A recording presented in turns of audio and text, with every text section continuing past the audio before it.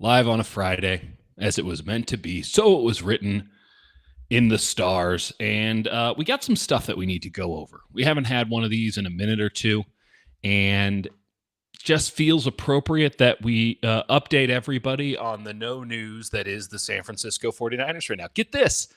They haven't done anything to improve their football team, Jake. That's right. That's right. They have remained stagnant and awful.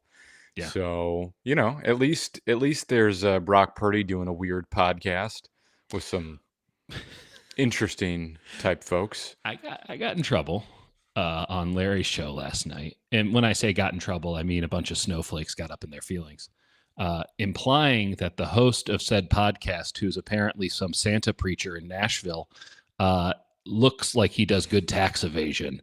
That got some people very upset. They're never going to watch Larry again. And I don't know what I'll do without that additional revenue of zero. So that should be interesting. But yeah, a very strange thing to have to listen to, all things considered. Some weird pet project of his quarterback coach and like their spiritual leader who is apparently an extra on Duck Dynasty of some sort. Seems super normal to me. Yeah, the media game is very logical these days. And here we go. Yeah, it's like the only time you see Purdy talking about anything, and it's on this weird side podcast. He's throwing like a little shade at Jimmy G out of nowhere. That's an unfair representation. I think that he could have meant it that way, and he might have watched meant it, it and way. it was a little bit more. He was trying to pull back because I think he realized as he was saying it. Right. Right. But, I mean, in the sense is he's the backup quarterback. At some point, he can play now. Is what I think he meant. What it does come across as is, oh, this guy sucks. I'm going to take his job. So, and also, I think the other reality is like Jimmy gets hurt all the time. So it's like as soon as he's back in the equation, it's like I might play this year. So listen, we all had to experience the Faith Family Football Podcast. That's actually what this podcast is being renamed. We do a lot better fucking numbers, that's for sure.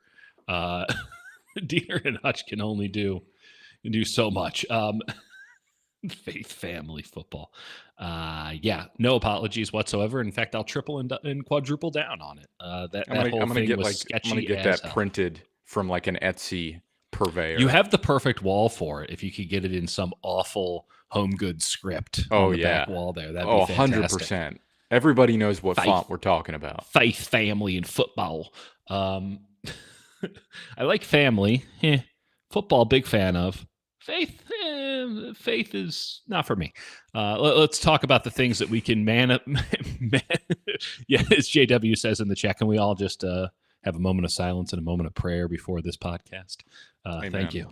Let's all bow our heads and thank the football gods for the 49ers and their cheap ownership, who is very obsessed with getting the books right for this upcoming season. It's a beautiful thing. Speaking of getting the books right, Jake, you want to tell people when they can get your tasty draft guide book? April 14th. It'll be out. I might have perished in the effort to get it done. Fair enough. But April 14th is when we'll have our draft guide for official sickos. Yeah. And I don't know exactly how many players are going to be in it. I am just grinding every day and adding more and more. But it's been fun. It's fun in the way that you're like, this is an awesome project, and also it's eating me alive. Yeah. But wait until you have kids, buddy. That sounds exactly like having children. Sure. It's very rewarding. It also never stops, and it will kill you. So other than that, it's beautiful. You know what's going to kill the San Francisco 49ers? What's the Brandon Aiyuk contract? That's a fantastic segue, my friend. This Brandon Aiyuk situation is murky still, right? Let's be clear about this. There are, I wouldn't say conflicting reports. I think there are conflicting interpretations of the direness of the circumstance for the 49ers as it pertains to cleaning up them dare books so that Leeds United can get a new left back for next year and Rangers can, kill in Europa Conference League. It is OTC says that $31 million in guarantees are coming. I've heard 22, 23 million. Well, I think there's a $31 million injury guarantee, and then there's an option bonus. They So that's both his, hit and the April option 1st. bonus is effectively his salary for the season. He gets paid up Right. front. The Niners like to do that. It basically turns everything into a team option. Totally understand it. Totally logical to try to get off of that if you don't want to pay the gentleman for this upcoming season, because he has very little in actual base salary. So Right. there is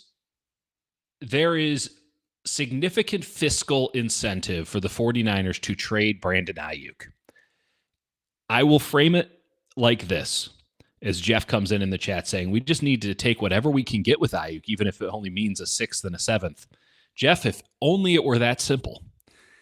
It really isn't. And I've had two folks with other teams lay this out for me. I let this slip last night, so we might as well make it public now. The Niners are going to have to goose them up a little bit, if you will. We goose it a little bit. The 49ers are going to have to treat this like a bad NBA contract, and they're going to have to incentivize another team to take it. I don't think they're willing to do that. There has been no indication that they're willing to do that, in which case they will not do it. So that will be how this ends. That's my prediction, because there are no bidders currently.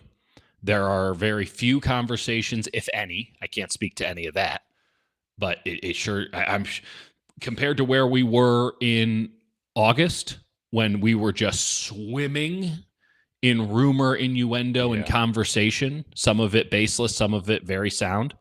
There's nothing happening. There's no noise. There's no scuttlebutt. There's nothing, which just indicates to me that the 49ers aren't even getting calls, because no team is actually interested in giving anything up. And the 49ers aren't making calls to other teams saying, hey, we'll give you a third-round pick if you take this off our hands, because that's not how they want to do their business. Right. To me, it's, you kind of miss the window to do it where there's a lot of free agency moves that have already happened, and the rest of the teams that still need wide receivers are just going to say, well, we're going to wait till the draft. Why do we have to do this by April 1st? That's not conducive to us. And what's his knee status? Like, is he actually going to be healthy in the 49ers? Or I don't know. Oh, yeah, he's great. No. Sure. There's no problem with this car at all. Its catalytic converter is in perfect condition. His knee is a bowl of soup, but sure, it's gonna be congealed by week 1. Sure. Do you like that? Do you like that example? If you just take the 49er guy for life in the chat, when his knee became shredded cheese, like, just take the shredded cheese, put it in a bowl, put it in the microwave, and now knee congeals. To use Jake's analogy, I mean that's how you make a quesadilla knee. And now the knee is like string cheese, so it's strong, it's sturdy, right? That's what I consider string. It's just rubbery and just kind of waving around. We are doctors. We are doctors. We are medical professionals. I want that on the record. I did work for the Chargers for 2 years as their main doctor. You've been tweeting like crazy online every time a guy sprains his knee, man. Why doesn't he just include the word quack in his bio? But it's awesome. He's like, based on this 2 seconds of tape, I'm pretty sure based on this grainy Comcast stream film, I can say his knee is medically exploded. We're joke, but it's legitimately a terrible knee injury, because if it was just ACL, every team knows how ACLs go, how to handle it. I mean, I saw somebody on the internet, which is where you go for good, sane, logical reason takes, be like, Stephon Diggs tore his ACL like 9 days after Brandon Aiyuk did, and yet he's coming back for week 1. Yeah, did he also tear his meniscus, his MCL, and, quote, other ligaments? And does he have a broken heart? I didn't think so. I mean, there is a little bit of that. Let's be clear about this, Jake. You and I both know that there was not consensus in the house when the 49ers signed Brandon Aiyuk to the deal. And in fact, It was almost a shotgun marriage between the two. To me, I think there was strong belief in Aiyuk at the start of it when they first started negotiations and who he is as a player. And as it went on, it became clear, and I think we made this clear, make him play on the 5th-year option or trade him. Those are your options. You've waited too long. And then Brandon Aiyuk went, okay, I'm actually going to take it. And Kyle Shanahan goes sprinting up to John Lynch, and John Lynch goes, we're doing this? Kyle's like, yeah, do it. And what is John Lynch going to say? No? Well, yeah, To Kyle pulls rank once a year, right around the time when someone needs a new contract. Kyle goes, just get it done. Just get it done. He turns into a frustrated dad every year where it's like, yeah, I don't want to know about it. You guys handle your business. I have total faith in you. And then training camp is about to end and the reality of the season comes in and Kyle's about to turn on the Carter 2 and totally zone out for 5 straight months. And he goes, wait a minute, did we not get the Brandon Aiyuk? Who didn't get the contract done? Who didn't get this done?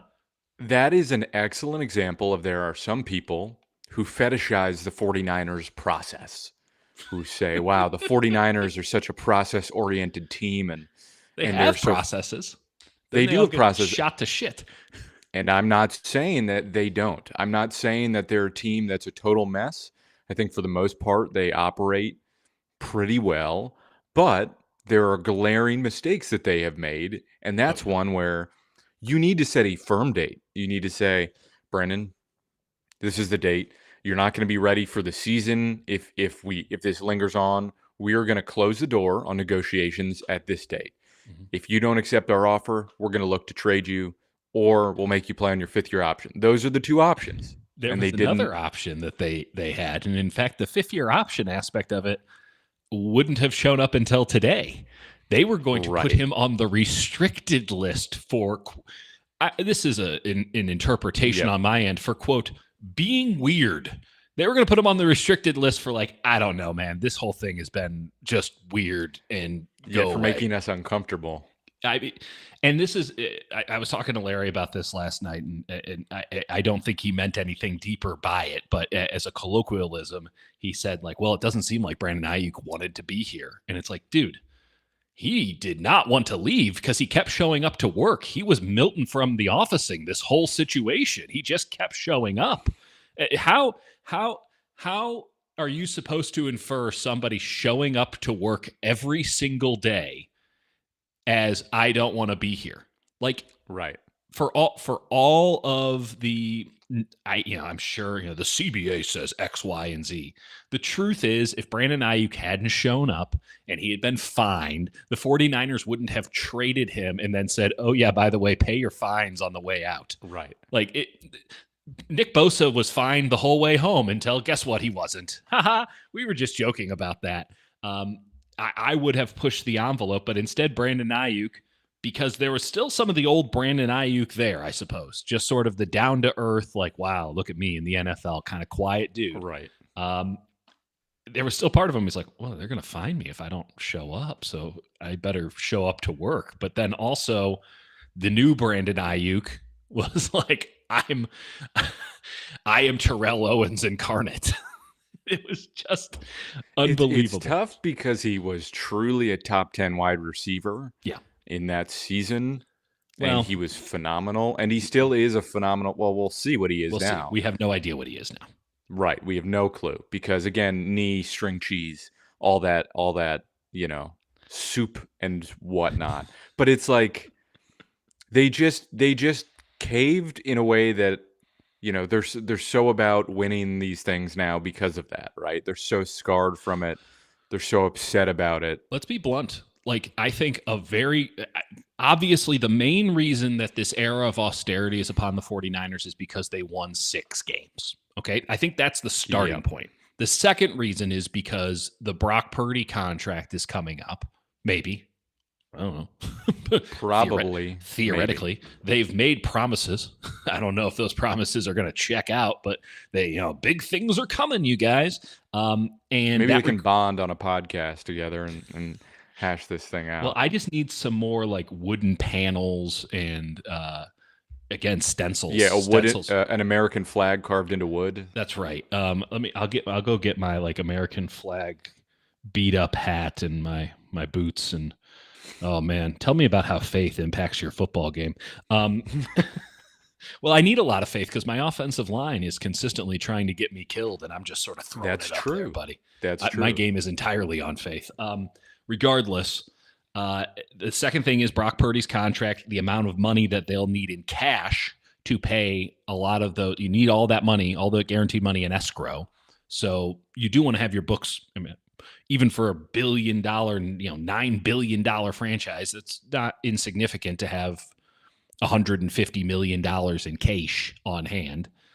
So if you are looking to clean it up already, that's another good incentive. But I do think the third aspect of it is the one that you just hit on, which is they so fucked up the Brandon Aiyuk situation, and they just that was the one step too far to where they gave him everything they wanted. He's not a Hall of Fame player and the best at his position like Trent Williams or Christian McCaffrey or at the time Nick Bosa, though there's some arguments that can be made there. At least there's some interpretation.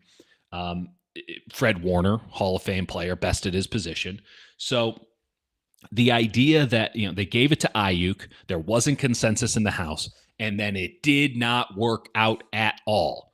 The grade on that deal a year later is a 0 out of 100. You failed. There was no positivity to be gleaned from that deal. He didn't play well when he was on the field. He got injured to the point where his future availability and output is in severe question. And the deal was all loaded up so that you basically got a cheaper version in 25, and now you get to pay it all this season. And then afterwards, you actually get some pretty easy outs. So it did not work out great. The idea that they did it with, they had this escape hatch. Yeah, they did. I think that that's fair. The escape hatch is really after this year. And it's hard to listen, like, to their credit, it's hard to predict a career-altering knee injury. Of course. But, like, regardless of what that was, the process that led them to actually signing him to the deal was fundamentally flawed, and that's sort of what happens. If you invite bad process, bad things happen. The bad process, to be very specific here, is not having uniform belief. If you are going to spend that much money on a player, even with all of your fancy escape hatches and all of your, quirky ways to get out of stuff, you need to have full belief that that is the kind of player that you do it for. And if you don't have full belief, you cannot power through that. You just can't. Not when the margins are this thin, and not when you're talking about a wide receiver, frankly. You can't do it with a wide receiver. Quarterback, maybe you push through a couple of them, and let's just get right into that with Brock Purdy right now. Jordan Schultz clearly was on vacation, so he came out with some 49ers reports this week that, we all kind of knew. The number that he threw out was between 50 and 55 and perhaps even more. So, any number. All of those numbers are fake, by the way. It doesn't matter. I'm not saying his reporting is inaccurate. What I'm saying is none of the numbers.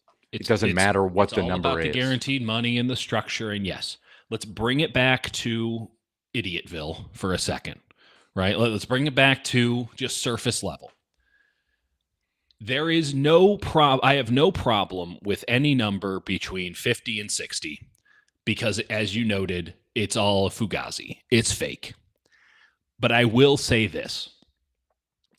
If Brock is capable of negotiating a deal that is around 55, and it is not a Diamador Lenore, the ultimate fugazi contract, if it has some serious guarantees in there, if it looks like a normal quarterback contract, I don't think the 49ers should sign it.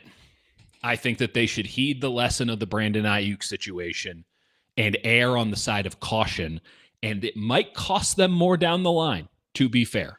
So I guess my question is, Brock doesn't accept that. Where do you think that leads? And so you just go in and you say, all right, Brock, you're going to play out the last year of your deal, and we'll franchise tag you or negotiate next offseason. That's right. What do you think happens in that scenario? Because that's realistically what that sets up. If you say, all right. There's no alternative. That's exactly what it sets up. What does that do? It doesn't lock you into a deal that.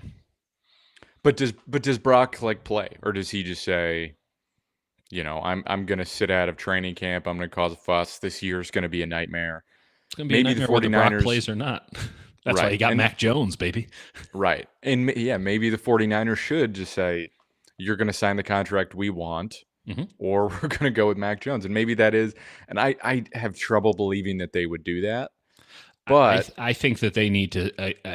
I don't say this often. I will say it because in this situation, so how about this? I will consistently default to just give the player what he wants because it's never really going to be in the player's favor. Now, the Aiyuk deal, ironically, kind of was. Certainly looks that way now. But because the players injury actually helped Aiyuk in a way. Right, in a way. That's an insane thing to say, not career-wise, but it's sort of protects him. Right. If Brandon Aiyuk had played the entire season the way, and this wouldn't have happened, we saw it changing a little bit in that Kansas City game. But had he played the final 10 games the same way he played the first 6 games, they would be looking for ways out on this deal the same way. Perhaps he would have been easier to trade. That would have been different. But yes, if Brandon Aiyuk wants to be a 49er and he wants the 49ers to honor his contract, the injury did in a weird way help him, at least for this upcoming season. But to my point, I will err on the side for the players because I know that the players are never actually going to win one full on. That is not the case with quarterbacks. Quarterbacks, because of the franchise tag and the threat of the franchise tag, they're the one position in the NFL that isn't a true employee of the team. In the NBA, the teams are the employees of the player, right? The superstar player. Yep. In baseball, it is very lopsided in that you have the most extreme payments on the upside and the most extreme payments on the downside. So maybe we don't even bring baseball into this. But when we talk about football, one of the reasons football is great and the NFL is continuously king is because you are never locked into terrible contracts unless you do something really stupid like the Browns did or the Cowboys. And if I'm the 49ers, I would be petrified of giving Brock Purdy term and money. And if I'm Brock Purdy, I'm not doing anything but term and money. Yeah. Because this is probably the one great deal that I'm getting. This is when I get the most guaranteed money. Worst case scenario, at least I'll be generationally rich for my kids are going to have no problem going to Baylor, Or the thing is, like, if you're going to try and play hardball with Brock, what you're saying is, all right, we're actually going to set a hard limit here. If Brock turns it down, we're going to make him play on that option, and Brock holds out. It's setting up a sort of disastrous relationship. Like, that thing can fragment and destroy the locker room if that's how they choose to approach it. Who's even in the locker room anymore? Like, that's the other thing. Like, we got to make sure everyone sticks together. They're all learning. There's nobody on it. I'm at Safeway in the checkout line today. They got a big jumbo, 4 TV array, and it's from the 2023 season. The 49ers running out of the tunnel. And I'm just like, not on the team, not on the team, not on the team, not on the team. I do think there is something to that. It does feel like ownership is trying to a little bit like reclaim power back from the players in terms of like they might pay George and they might extend Fred and just say, all right, you're paid, now shut up. And everybody else is young and we're just going to draft around them and, we'll eventually extend those guys, but that's 3-4 years down the line. Yep. And so you guys are our pillars, and we're either going to sign Brock or not.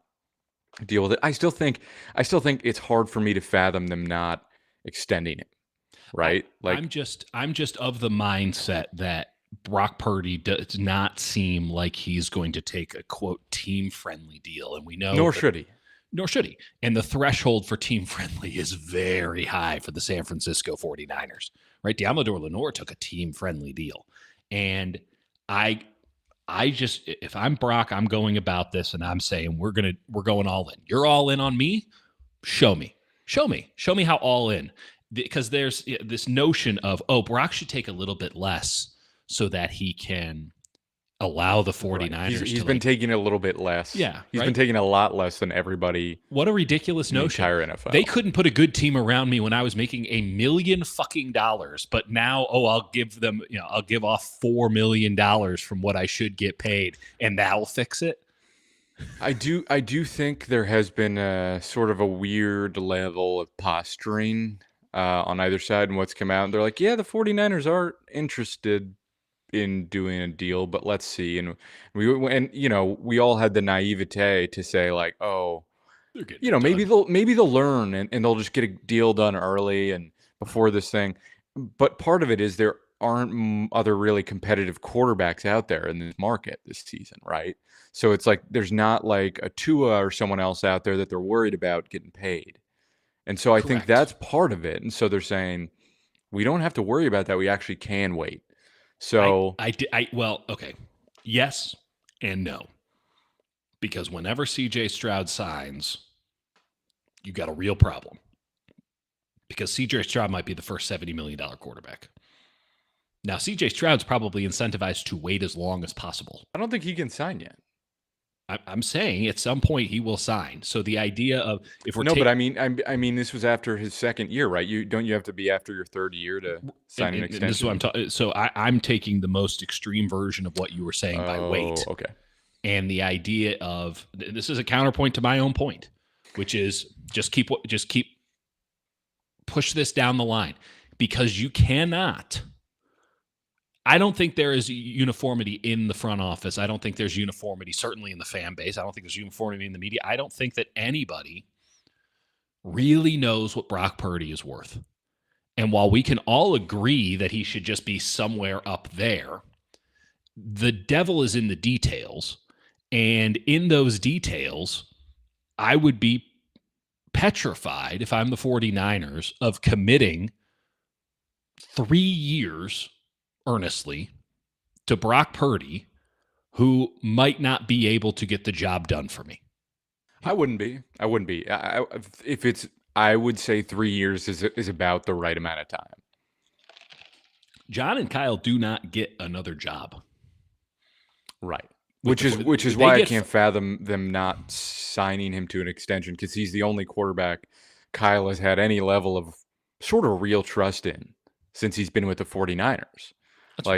He had total trust in Brian Hoyer.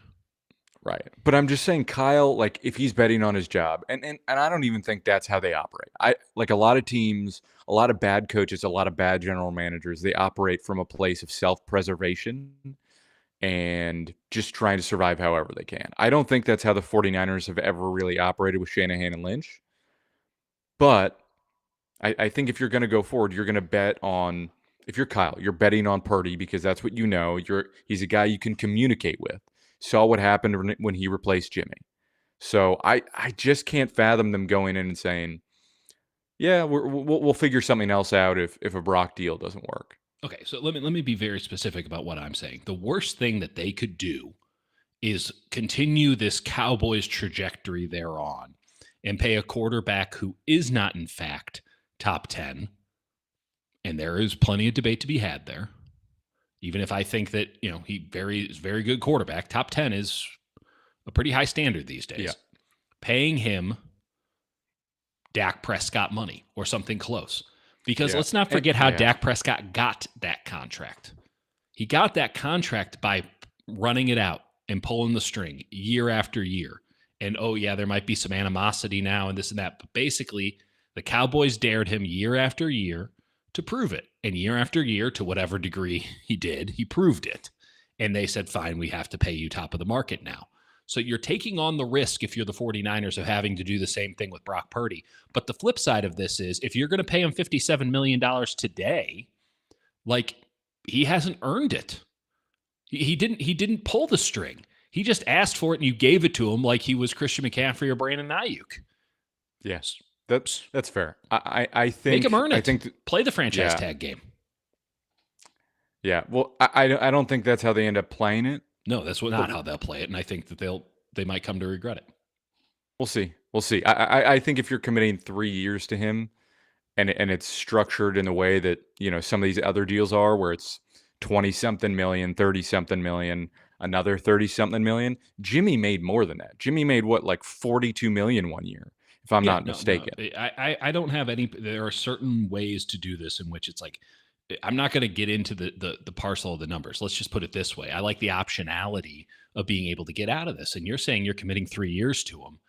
Is the 3 years and the kumbaya of it all worth it? Because you're getting 3 years of. It's not the kumbaya. It's that he's a good quarterback who, for the most part, what you're getting, and you can get out of it after that. The difference is with the franchise tag, you make him play this upcoming season, then 2 franchise tags. Now you're in complete control of the situation. That's totally fair. I just think there's a level of how uncomfortable this gets and how exhausting it gets from an organizational perspective that matters, or at least the way they think it does. Mm-hmm. I don't know. I don't necessarily think it's worth it to go out on a limb when the franchise tag is going to be similar to those numbers. And you can, listen, again, I know we don't want to get into the nitty gritty, but the structure of it matters. If they want to handle it the same way that baseball teams like buy out arbitration years, that's cool by me. Yeah. That's the way they should do it. That doesn't sound like the way Brock wants it done. And I think there's a push come to shove, and I think that perhaps there should be, if they're doing self-evaluations and they're looking at this scenario and they're saying to themselves, man, we really messed up with that Aiyuk thing. Yep, there's certainly a difference in positional scarcity and importance, no question about it. But this is all a gambit for them to draft Tyler Shugg in round 2. Hey man, let me put it to you this way. Let me put it to you this way.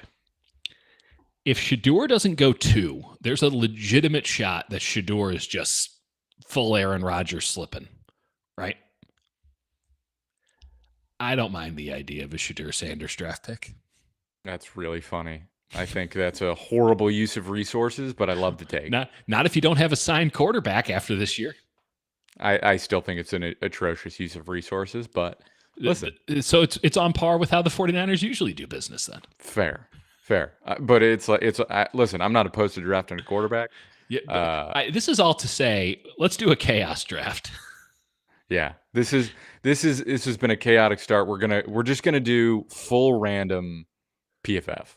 Yeah, if I can cooperate, Jake. First off, can you run? Do you know what the numbers are on what the numbers would be on a franchise tag? Yeah, I can put a bow on it. Find out. I think franchise tags, I'm guessing it's in the 45-ish million range. I'll check on that right now. Okay. And you're able to see everything that we got going on here? Yeah, theoretically. No, I have a screen up. Are you able to see this? Yeah, I can see it. It's a little bit zoomed out. Okay. Well, that's zoom your ass in, buddy. Okay, here we go. There we go. That's a little better. San Francisco 49ers. And you had a very specific terminology for how you wanted to go full chaos here. It goes 0, 0, 0, and then full random. Okay, 0, 0, 0. Oh, Jesus Christ. That's what we're doing. So this is full public board, no positional need, no positional value, no draft for needs, and total randomness. This is 100%. This 100%. Is the dumbest experiment we've ever done on this channel, and that is a threshold to cross. We should. Okay, yeah. So, by the way, the 2025, I was right. So it was $40 million for the QB franchise tag this year. It's supposed to be $46 million next year. Yeah, 45, and then let's call it 55. Right, it's 120% of the year. It's supposed to be 46 next year, and then the year after that, it would get up to probably 53 or something. Okay, so that's 90. What, 55, 45, 95 million? Yeah, something like that. 100 million guaranteed? We got to pay him 5 this year. They should just give him a 3-year deal worth $100 million. Let's call it a day. That's kind of what I was saying, is guarantee him a bunch. Okay. Yeah. Well, listen, we could have negotiated this deal in a lot faster period. Sure. We would have come to him with earnestness of faith, family, and football. Said we're all God. I would give him a wood carving American flag, and or he can put it in his locker. He doesn't have to. He doesn't have to sign the contract. He has to burn his name into the wood. Beautiful, beautiful. It's very popular nowadays. Also popular, as we're about to make it, is chaos drafting, where Is we're this a doing. thing, or did we We're just doing. invent this? I think who's to say? I think we've invented everything. We're gonna do no trades. We're just gonna go. We're gonna rip it. That's in everyone's best interest. After We're gonna rip it. We're going full randomness. Okay, here we go. We're gonna start this draft. Just BPA. Armand Membu goes 1. That's awesome. Let's just we're read obviously off what's taking already happened. Membu, Campbell, Ward, Carter, Nolan. Hey, Jaguars, good pick. Banks, Genty to the Jets. Doesn't that feel right? Not even that insane, to be honest. Except for Hunter. Johnson, Green. We're taking Travis Hunter, no? Yes, we're taking Travis Hunter. Just as we all imagined this would go. The 49ers have drafted Travis Hunter 11th overall.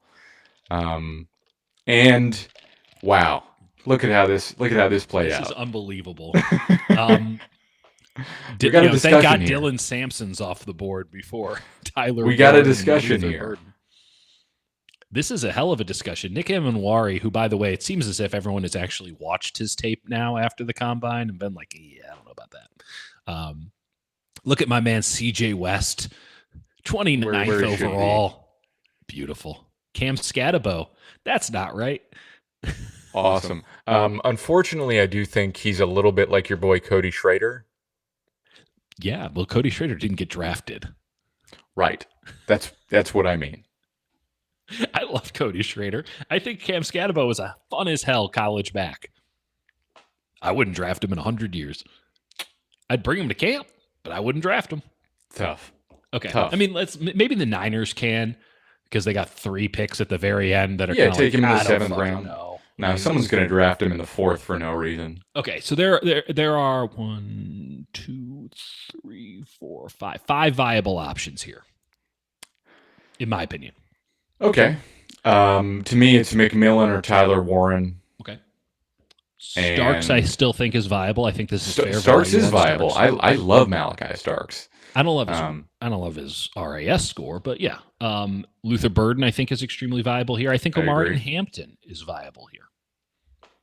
What do you want to do here? Because my heart wants to go with Tyler Warren. I don't want to fight. That's what I don't want to do. We're gonna go with Warren. That's what we're gonna do. Yeah, it's the right pick. I would have preferred Burden, but you've already gotten. Such is the perk of who knows. Luther Burden and Ted McMillan's still there at pick 75. I think have to take him or Hampton. I would take Hampton. I mean, it's so funny. By the way, like this is not that far after where I would like. Tyrone McMillan should be like the 32nd pick in the draft. I'm with you. I think he's sick as hell. I'm sure there's people that are losing their mind. As well they should. James Pierce, by the way, should absolutely be picked here. Oh yeah, not 100%. In this spot. Just this is his true value. 100%. I also think Nick Scourin. This would be a hell of a pick here. Darius Alexander would be a hell of a pick. Yeah, I'm with you. Either Hampton or McMillan here, and Hampton's so goddamn good. Let's go McMillan though. We gotta get okay. We'll take McMillan. I want to be able to post this on social media without any context, and be like, check out my latest mock draft, guys. Don't worry, it worked out anyway. It worked out anyway. Pick 100, Omari and Hampton. People are talking about him in the top 10. Okay, now we actually. I love Demetrius Knight. Talk to me about Demetrius Knight. So Jahad Campbell is supposed to be the number 1 linebacker. Can't get off a block to save his life. He has the best movement ability I've seen of any linebacker I've watched in a while. He flies around. Oh yeah. But the second, literally, if he's unimpeded, he looks like the greatest linebacker you've ever seen. The second somebody climbs second level, I've never seen him disengage from a single block. Demetrius Knight has murder in his eyes, and he can also fly around the field. He's a little stiffer. I think coverage-wise, Campbell's going to be a better player, but I love Demetrius Knight. I think he's sick as hell. I would take him. But shouldn't we also take Quinshawn Judkins? Nah. Okay, fine. We got Hampton. Demetrius Knight. I was just saying, it's a chaos draft. We might as well have some fun with it. That's fair. Cook off the board. TJ Sanders, Sawyer. That doesn't do it for me. None of this. We have to go chaotic and go off the board here. There's Ursery, Vernon Broughton. So here's the deal with Ursery. The more I watch, the less I like. Because he's lumpy? He's lumpy, and I think he's a bit of a plotter. That's fair. I know that he tested very well, like shockingly well. It does not show up on tape, in my opinion. I know that the scheme's not going to be an issue. That he's just getting back into his set. It is slow. Slow. He has very good move forward speed. You don't need that much of that when it comes to playing left tackle in the NFL. Jordan Birch is an option here. He's a total boomer bust player. You like R.J. Harvey. He's a boomer bust player. R.J. Harvey, Vernon Broughton, Andrew Makuba. We love Makuba. Charles Grant can really move. Anthony Melton can really move. Olafemi. Who have we drafted already? Just to be clear. We definitely. Oh, yeah. Sorry. Our picks. Apologies. I'm like, on all of our mock drafts, I don't have that readily available. Travis totally logical, and very sane draft. This is sick. So we got a cornerback, wide receiver. Somewhere between pick 100 and 113, the 49ers have extended John Lynch. Right. So we need this is awesome. So we need a defensive lineman. Yeah, we need some DTs. We need like all of them, if we're being honest. So I would rather have Broughton than Sanders. Oh, I'm with you 100%. And it's not just with me. Yeah. I mean, I watched TJ Sanders today, and I'm underwhelmed. Yeah. Okay. Did I miss a name there? Oh, our friend Kobe Bryant. Okay. Let's do. What about Jared Ivey? He's fun, but I don't know. That was a ringing endorsement. Okay. Listen. He's like. There's some about Ivy where he's a little bit of like a tweener, like a 5'3". I like him, but okay. I would Sanders or Birch. Ivy. Done. Now I'll take Ivy. I had to get Broughton before him, and now I'm all good. And the pick is still there. Okay, let's get away. Let's get a little weirder. Let's get deeper. Probably need to get an offensive lineman. I'm not sure we want to be drafting for specific. Forget that. Just go with your heart. This is a chaos draft, brother. Okay. What does my heart say? Yeah, this is all you. This is all Dieter, all heart, all hustle, all day. What does my heart say? Man, it's cold and dark in there, my friend. Let's see it. My heart says, yeah, okay. My heart says that Charles Grant from William and Mary is a better player than Ursery. There's a lot of love for him as a mover in space. I think he's a real developmental player. He is, and you got some time. And he's probably more guard than tackle, but some upside. Okay. Somehow Andrew Mbuka is still there, so we're just going to do that. Yeah, let's do it. At pick 227. That's super cool. Definitely going to happen. Arroyo? Oladejo? Yes, man. Do need a tight end. I kind of want to get a Riley Mills in our life. What do you like about Riley Mills? There's something I can't quit about him. It's his whiteness. No, it's Jesus. No, it is. He just made plays. You watch him. He's kind of a jack of all trades, master of none. He found himself in the backfield a lot. I think that he's really crafty. You kept saying, like, what was it? Route craft. What was the term? Yeah, route craft. You need a little bit of that on the interior. People call it like the bag, this and that. I think it's a lot more deft than that. I think Riley Mills carries his weight well. I think that he gets the most out of his athletic ability. And when you watch big-time games that he played in, he was just everywhere. And I'm not advocating him to be some sort of, anchor for the 49ers for years to come, but this is somebody who's got that knack that I want to bet on. There's sometimes you just got to take the guy who was really, really good in college, and you can't really explain why, but he's just a good football player. So I'm going to take Riley Mills. I don't care if we need another. Okay. We need as many defensive linemen as we can get. Okay. Yeah, which is why I want either Femi. Okay. I want to get Femi here. But what if we took Tonka Hemingway for the bit? We haven't talked about a lot of these guys, to be fair. Yeah, I mean, Elijah Arroyo, I know we need a tight end, but, Jalen Conyers is my guy. Arroyo's fun, but, I don't feel like he's a fully well-rounded tight end. What we got here? You got your boy Fadil Diggs. I do like Fadil Diggs. We have not been on the Fadil Diggs bandwagon in a while. I get why. I get it. Johnny Walker, underrated player. There was some buzz for Hennigan early. It has justly faded.